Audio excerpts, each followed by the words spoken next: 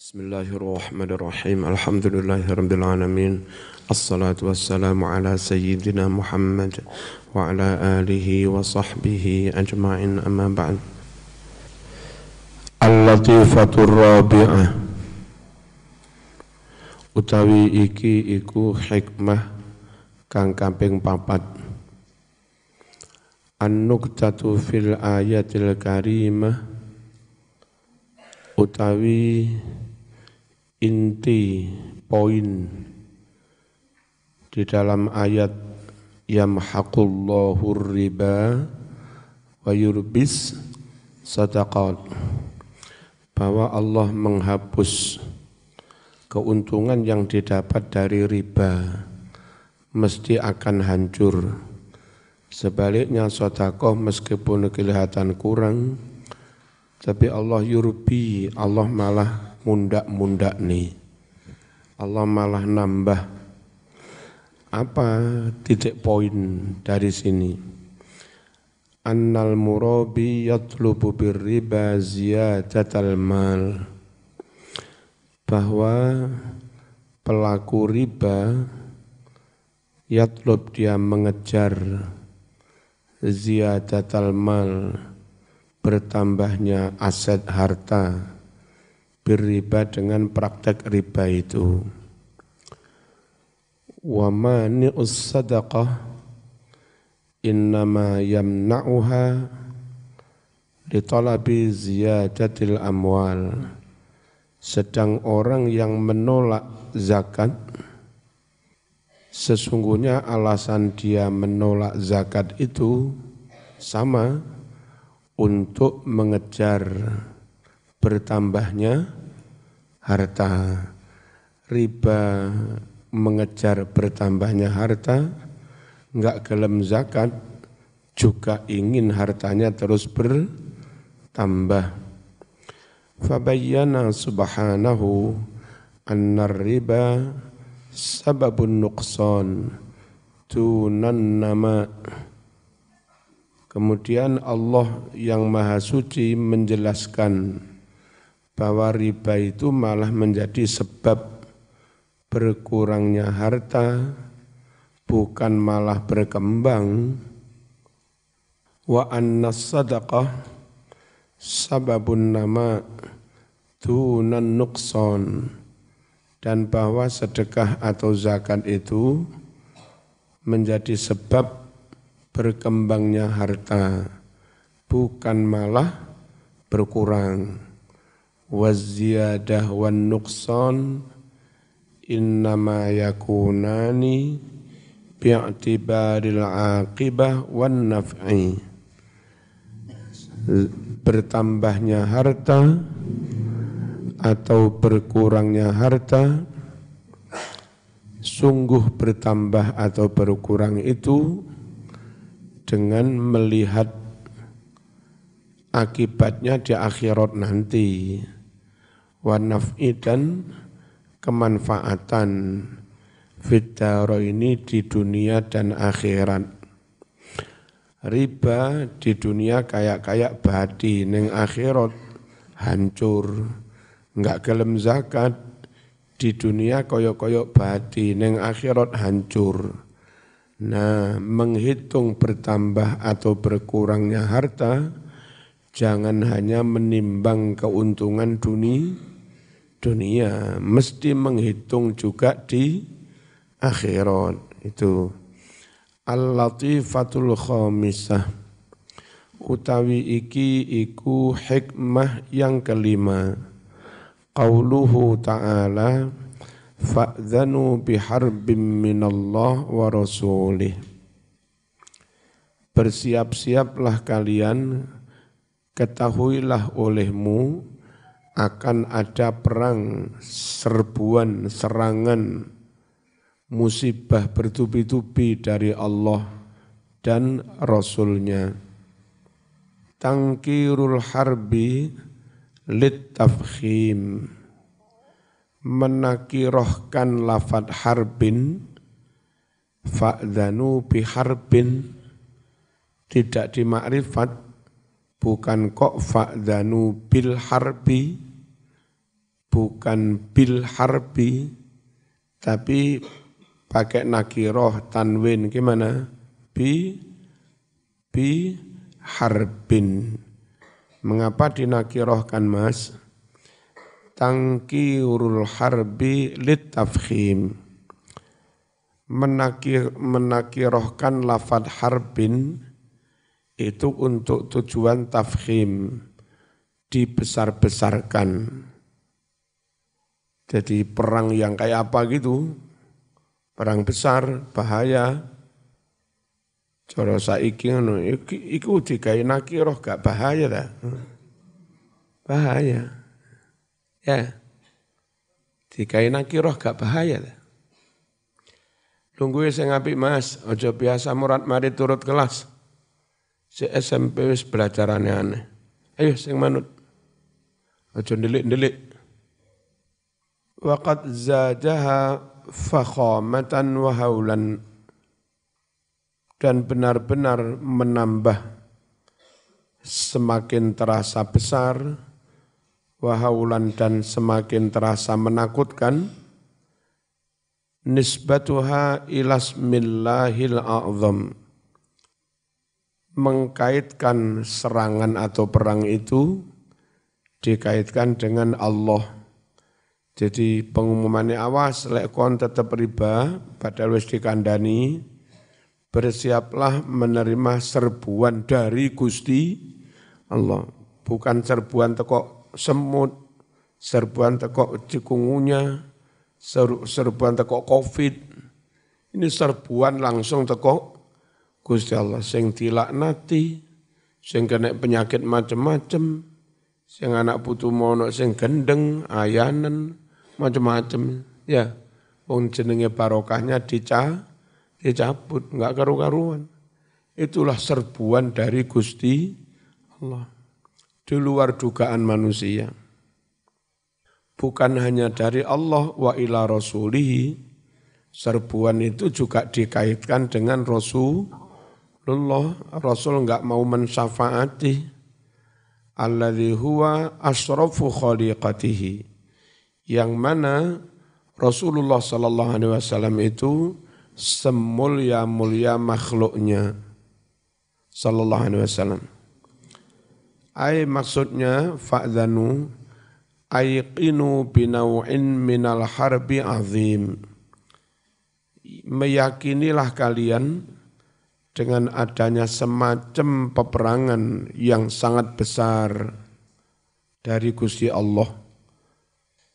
La yuqadaru qadruhu, seberapa besar jenis serangan dari Allah tidak bisa diukur kadarnya, tidak bisa diukur kadarnya, beratnya serangan itu.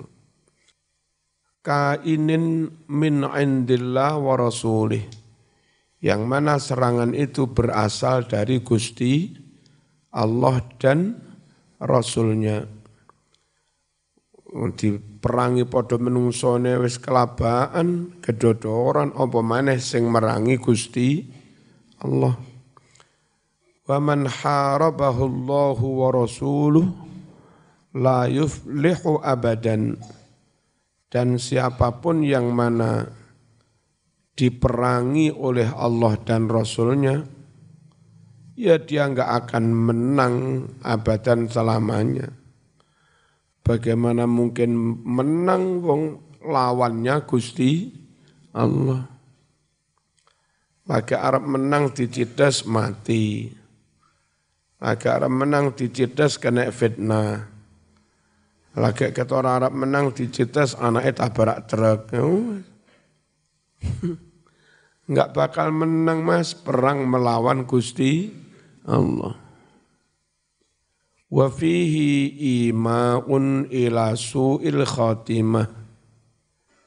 Di dalam ayat awas ada serangan dari Allah.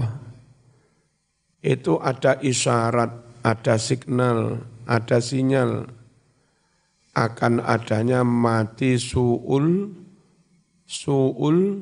khatimah, ya berat, mati dicabut imannya. Arab mati moro-moro menyatakan kafir. Kadung dulu itu ada Abu Kaji, rumahnya Kasin. Bisa juga ya pelaku begini-begini. Tapi Bu Kaji. Dilalah pas kalau nggak salah rumah sakit Islam di Noyo nggak menerima pasien. Rumah sakit Saiful Anwar overload. Terpaksa diobatnya nang rumah sakit Katolik Kasin itu. Wong mati di situ, Mas. Hari-hari nyawang salib. Akhirnya enggak bisa ngucap la ilaha illallah. Malah ngene, Mas.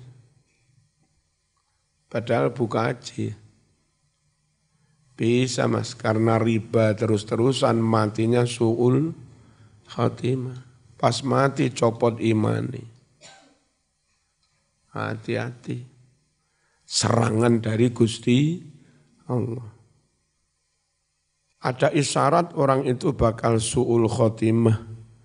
Indama, kalau dia terus-terusan, enggak mandek, enggak tobat, enggak berhenti, terus-terusan ala akli riba, makan hasil riba. Qala Ibnu Abbas, yuqalu li'akilir riba yaumal qiyamah, khudh silahaka lil harbi.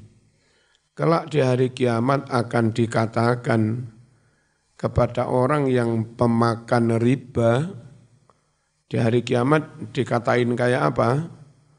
Ambil pedangmu, Mas, ambil senjatamu untuk menghadapi peperangan. Ayo ndi senjatamu, iki wayahe perang iki. Besok ngene iku. Al-latifatus sadisah, utawi iki iku hikmah yang keenam. Qauluhu, firman Allah Ta'ala, Allahu la yuhibbu kulla kaffarin asim. Biasanya cukup kafir, orang yang kafir. Tapi ini pakai isim kafar, orang yang sangat kafir. Ya, sigat mubalaghah. Sigatu kafar, bentuk lafat atau wazan kafar, fa'al, yang satunya asim fa'il, kilahuma min siyaghil mubalaghah. Dua-duanya termasuk sighat mubalaghah. Kafar sangat kafir, asim sangat banyak berbuat dosa. Wa ma'nahuma kasirul kufri wal ismi. Makna dari kafar itu orang yang banyak kufurnya. Makna dari asim, orang yang banyak dosanya. Wa fil ayati taghlidhun di amri riba. Ayat ini kesannya juga taghlidh, memberat-beratkan perkara riba. Sampai pelakunya enggak hanya disebut kafir, banyak banget kafirnya. Bukan hanya disebut berdosa, banyak dosanya. Ini lagi-lagi konteksnya tetap memberat-beratkan masalah riba. Wa idzanun bi annahu min fi'lil kuffar. Sekaligus pemberitahuan bahwa praktek riba itu, Mas, dari kelakuane wong kafir Yahudi, la min fi'lil muslimin, bukan dari kelakuane wong Islam. Tapi yang sekitar Muharto, tonggone Mas Khairon, pelakunya apal Yasin. Pelaku riba, Bang Didil, apa Bang Didil? Iya Bang Didil. Ngutangi 1 juta dicairine 800, tapi tetap dianggap 1 juta. Nyaure sampai 1.600.000 bareng. Cair 800, nyaur 1 juta 600 berarti 2 kali lipat Mas. Oh, adekku wereng. Dulu ada santri Mergosono yang sambat ke sini. Tahu-tahu dikejar-kejar orang yang nagih utang dari Bank Detail kayak begitu. Ya sekitar Muharto situ, kota lama. Kaget wong nggak merasa utang, tahu-tahu katanya punya utang sekitar 400 juta loh. Ya, apa ini? Padahal dia hanya guru MI di Mergan sini. Ya enggak mungkin guru MI nyaur 400 juta. Ternyata istrinya itu sambil ngeterne anaknya neng TK, itu terus biasa ibu-ibu terus arisan opo, engko opo arisan maneh. Ya, karo utang-utang. Nah utangnya sajane enggak sampai mentok mekur sekitar 50 juta apa boleh diutang. Tapi plus bungane hitungane kono malah sekitar 400 juta. Ngene iku lho, Bank Detail. Hati-hati, riba itu bukan kelakuane wong Islam. Itu dari kelakuane wong kafir. Al-Latifatus Sabi'ah, hikmah yang ketujuh. Raghaba mendorong, memotivasi sapa Allah Ta'ala fi ingdharil mustadin, memberi kesempatan kepada orang yang hutang al-mu'sir, yang masih kesulitan nyaur. Jangan malah disita. Bank yang memberi pinjaman entah kerjasama mudharabah atau apa kepada UMKM, sekiranya UMKM itu baik orangnya, dari dulu juga tertib, produknya juga lancar, itu kalau suatu saat ada masalah, anak loro, ada musibah, terus gak iso nyaur, daripada disita mari ngono terus gak putus kerjasama. Akhirnya si bank itu kehilangan pelanggan. Ya mending restrukturisasi, dijadwal ulang nyauri itu ya. Diberi kesempatan kelonggaran. Meskipun gara-gara restrukturisasi itu malah nyauri mundur, itu lebih baik daripada diputus, disita, kehilangan pelanggan yang baik. Kalau pertimbangan bank itu harusnya seperti itu. Ya, hanya kalau bank syariat menghindari transaksi riba, supaya enggak riba pakai mudharabah, ya, supaya enggak riba pakai murabaha dan macam-macam. Fanadhiratun ila maisarah, kalau yang hutang itu lagi usroh, kesulitan nyaur, ya berilah tenggang waktu, kelonggaran, kesempatan, sampai longgar. Wa kadzalika ja'atis sunnatul mutahharah. Demikian pula telah datang sunnah Nabi Muhammad SAW al-mutahharah yang disucikan. Berdasar hadis juga menganjurkan agar kita memberi kelonggaran kepada orang yang belum bisa nyaur. Faqad akhraja, benar-benar telah meriwayatkan Al-Bukhari, Imam Bukhari, an Abi Hurairah radhiyallahu anhu, anna Rasulullah sallallahu alaihi wasallam qala, kana rajulun yudayinun nas. Dahulu ada seorang suka meminjamkan duit kepada masyarakat. Tak sili, ayo sapa butuh tak utangi, ayo sapa meneh butuh tak utangi. Ngene iku tapi enggak golek riba, kepengin menolong. Fakana yaqulu li fatah, orang itu bilang kepada pembantunya, budaknya, budak yang ditugaskan yang menagih, ila ataita mu'siron fatajawaz anhu, jika kamu mendatangi penghutang yang lagi kesulitan, maka maafkan dia, ojo malah disangsi, ya, beri kesempatan, beri kelonggaran, diberi maaf. La'allallaha an yatajawaza anna, moga-moga Allah juga memaafkan kita. Kalau kita mau memaafkan yang utang tadi. Falaqiyallah, lalu orang itu mati ketemu Allah. Fatajawaza anhu, Allah pun ganti memaafkannya. Iku lho, buarokai nake utang gak ngecek kae. Kandono nudup kolektor aja kereng-kereng.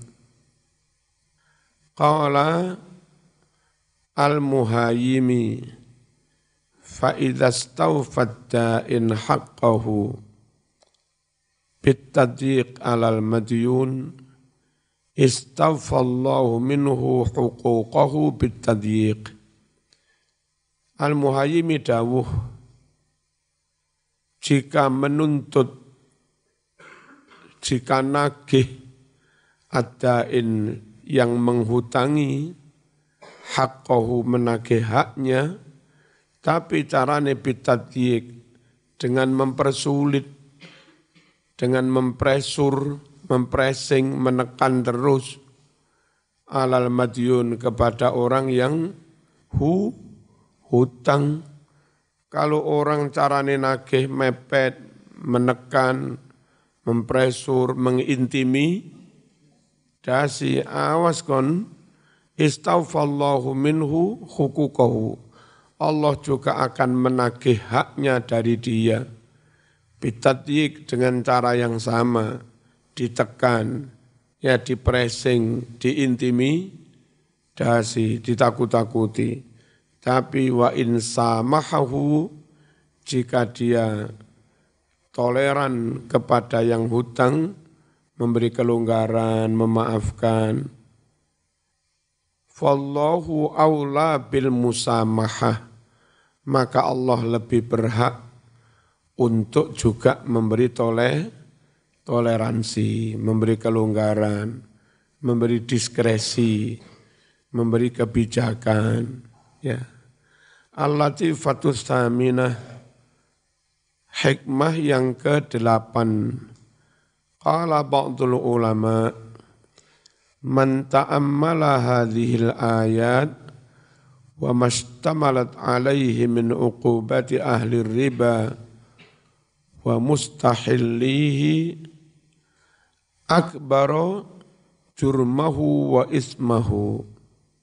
Kata ulama, orang yang merenungkan ayat-ayat tentang riba ini, wama dan makna-makna istamalat alaih yang terkandung di dalam ayat, istamalat yang mengandung opo ayat alih atas makna itu, apa saja kandungan ayat ini? Min uqubati ahli riba, yakni tentang hukuman bagi para pelaku praktek riba, wa mustakhilli, dan bagi orang-orang yang menghalalkan riba.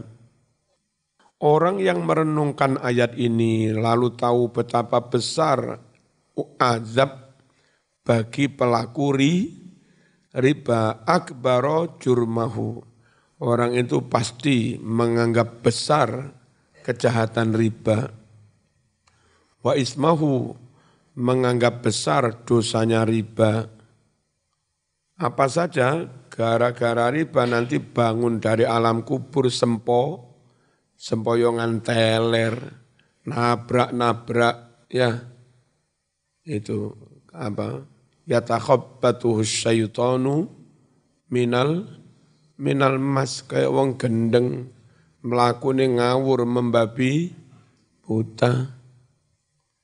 Faqad tarattaba benar-benar berakibat, berdampak alaihi atas makan riba. Berdampak apa? Qiyamuhum mereka bangun dari kubur fil hasri di padang mahsyar mukhabbalin dengan rusak akal, gendeng, teler. Wa takhlituhum dan mereka dikekalkan finnari di neraka. Wa nabdhuhum dan menfonis menuduh mereka bil kufri dengan ketuduhan dengan vonis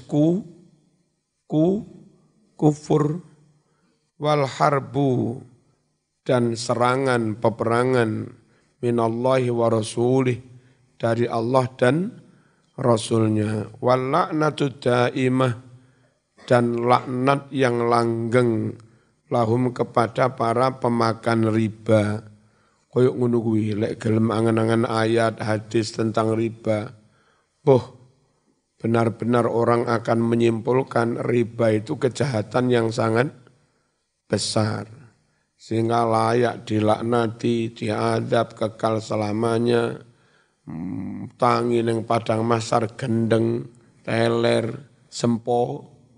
semboyongan. Insyaallah. Yang kadang tak ceritakan di pengajian.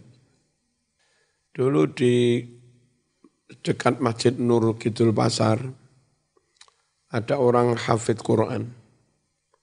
Alumni Mekah bisa baca kitab.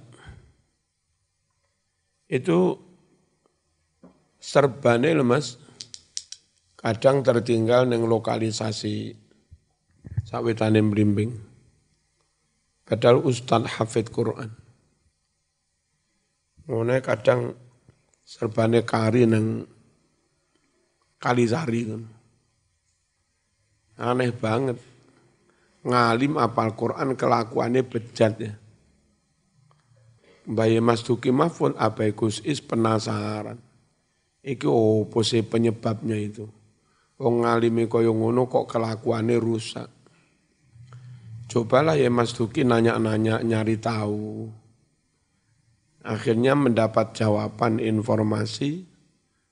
Dulu ketika memondokkan anaknya di Mekah, ibunya yang janda itu, pekerjaannya menganakni duit itu. Yang nganakni duit anakannya. Riba. Emang mondok di Mekah, tapi dikirimi kok duit riba. Mulai berhasil ngalim ya hafid Quran. Cuma ibarat mesin. Kalau mobil diiseni BBM minyak gas. Wis gak dioli, di minyak gas, digas terus. Suwe-suwe sekere rusak Mas. Ya. Jeroan ini rusak. Akhirnya berdampak kelakuannya yo rusak. Nah itu salah satu bukti pengaruh makan riba. Dilaknati terus-terusan. Wa kadzalika demikian pula adzammu menjadi cacat aib celah dalam syariat. Pelaku riba jadi saksi enggak sah. Sama nek rabi satunggalane ojo gelem saksine wong apa? Saksi nikah itu. Orang yang praktek riba itu enggak sah jadi saksi. Karena fasik. Wal bughdu dan dibenci Allah, dimurkai Allah. Wasuqutul adalah dan hilangnya status sifat adil, makanya gak boleh jadi saksi. Ya, dinyatakan gak adil.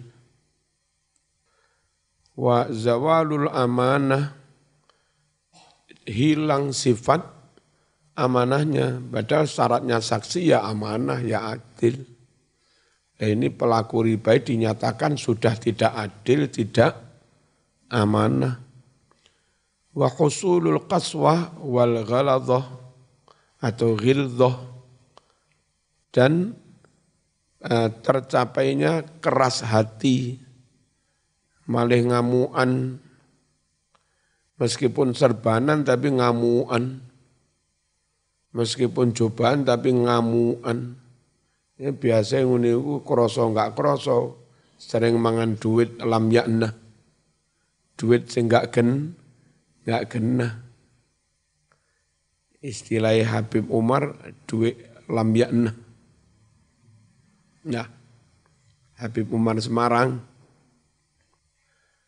Wa du'a alaihi mimman dalamahu, dan mendapatkan doa laknat, doa celaka alaihi atas pelaku riba. Doa dari siapa? Dari orang yang dia zolimi. Wa dzalika sababun lizawalil khairi wal barakah. Itu semua menjadi sebab hilangnya kebaikan, kemanfaatan, dan hilangnya keberkahan. Fama aqbaha hadhil maksiat. Aduhai betapa jeleknya kemaksiatan riba ini. Wa a'zama jurmaha. Aduhai betapa besar kejahatan riba ini. Wa asna'a aqibataha. Aduhai betapa menjijikkan akibat riba ini. Al-latifatu at-tasi'ah. Latifah yang ke-9. Khutimat ayatul riba bihadil ayatil karimah.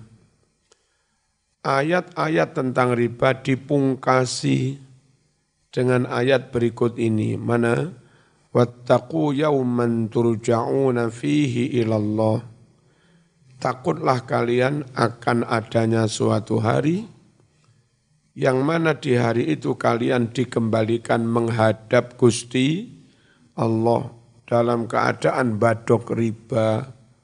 Pas badok riba, mati menerima panggilan menghadap Gusti Allah. Summa tuwaffa kullu nafsin ma kasabat. Lalu setiap orang diberi balasan sepenuhnya, maka sabat dari apa yang telah dia kerjakan. Iku salah Gusti Allah apa salah dhewe? Nek kena siksa lho, salah dhewe apa salah Gusti Allah? Wa hum la yuzlamun, mereka tidak dizalimi lho kuwi, zalim sak karepe dhewe, enggak dizalimi, salah-salah dhewe. Wa ya akhiru ayatin nazalat minal Qur'an. Ini ayat tentang mewarning riba ini, ayat Quran yang terakhir turun. Wa asa, dan sempat hidup baca setelah turun ayat ini, an-nabiyyu Nabi Muhammad sallallahu alaihi wasallam tis'a layalin 9 hari, 9 malam. Sumantaqala, lalu Nabi sowan mangkat ila rafiqil a'la, kepada Allah yang maha luhur, pulang ke rahmatullah wafat. Wa fi hadhil ayati tadhkirun bil waqfatir rahibah. Dalam ayat ini ada peringatan mengenai apa? Situasi yang sangat menakutkan. Baina yaday ahkamil hakimin, ada di depan Allah yang maha penguasa, maha menentukan segala-galanya. Hakimnya para hakim, qadinya para qadi. Ya.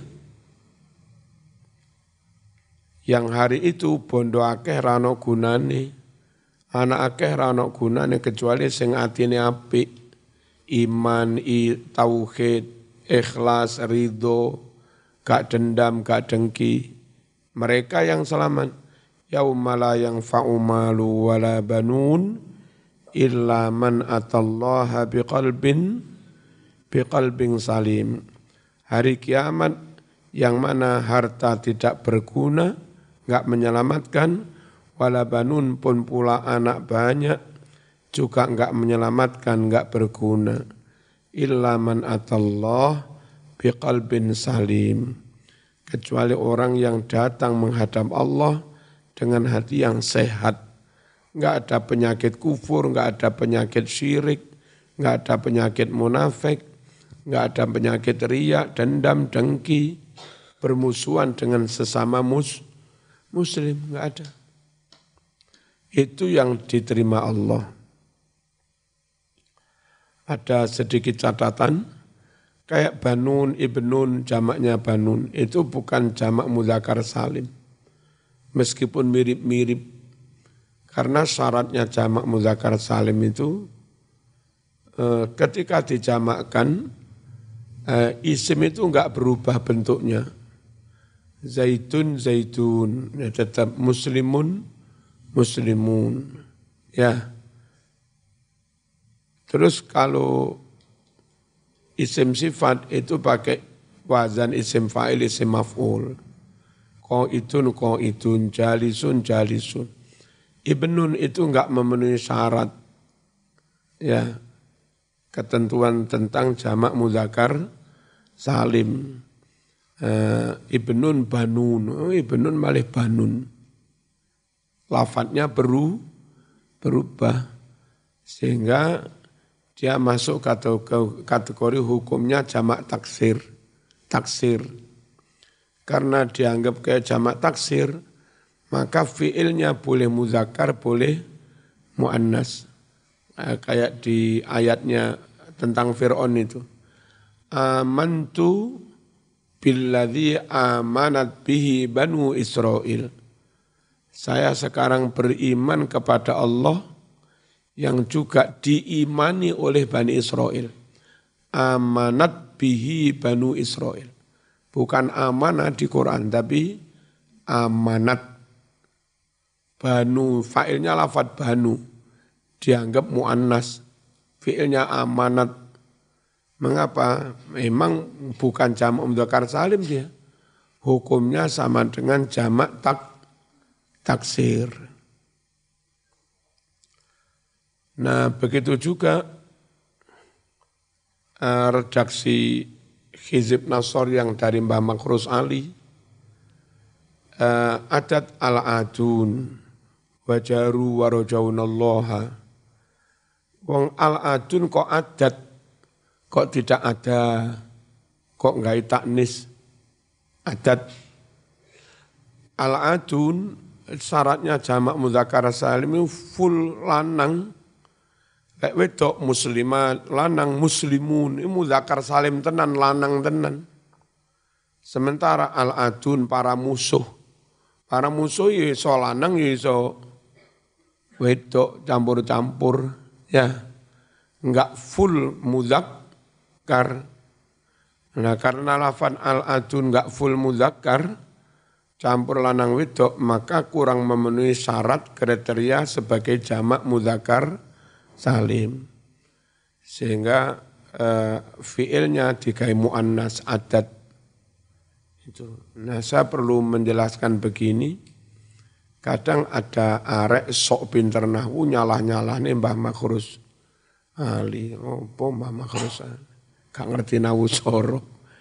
Al-adun fiilnya adat ini. Mumpung zaman durung nyalahne kiai tak terangne dhisik. Ben ora kurang ajar. Bismillahirrahmanirrahim. Mana tadi? Wa binuzuli hadhil ayati inqata'al wahyu. Dengan turunnya ayat terakhir ini, maka berakhirlah wahyu. Dan berakhirnya wahyu berarti berakhirnya hubungan langit dan bumi yang lewat wahyu. Tinggal lewat ru'ya shadiqah. Wong alim, atine resik, ahli iman ngipi, istikharah mendapat isyarat lewat mimpi dan benar. Tinggal beberapa itu aja hubungan langit dengan bumi, mengakses berita langit lewat istikharah. Lalu ada orang sepuh yang wis gak kedonyan, gak nafsu, kadang punya firasat, loh hatiku gak enak. Sama narap nanti, badhe nikah mbah, sik. Oleh ndi sih? Mereka, aja mek terus nih gak enak hatiku. Itu firasat. Ya. Itu juga cara langit memberi sinyal ke bumi. Kalau dulu bukan hanya sinyal, terang-terangan wahyu, jo, lakonono, rono, sorry. Nah, setelah wahyu putus, tinggal ilham, alamat yang diberikan lewat istikharah. Terus sesekali ada firasat, itu tinggal begitu-begitu. Nah gimana supaya enggak keliru? Yang dipegang teguh ya wahyu. Wahyu yang dipahami dengan benar oleh orang yang benar, dengan niat yang benar oleh ahlinya. Dengan gandoli wahyu sebetulnya bumi itu tetap gandolan dengan langit. Plus sesekali dapat tambahan istikharah, ilham, lumayan. Dengan turunnya ayat ini maka berakhirlah turunnya wahyu. Wa kana dzalika akhirat tisalis sama bil ardi. Dan itu menjadi akhir hubungan antara langit dan bumi, ya. Dan nabi-nabi terakhir, berarti ini ayat terakhir sejak zaman Adam. Zaman Adam ono wahyu, zaman Nuh ono wahyu, zaman Ilyas ono wahyu, zaman Ibrahim ono wahyu, sampai zaman Isa ono wahyu, zaman Nabi Muhammad ono wahyu. Dan ini terakhir. Bukan hanya terakhir dari zaman Nabi, tapi terakhir sejak zaman Adam. Semoga-moga selamat ya cahaya. Al-Fatihah.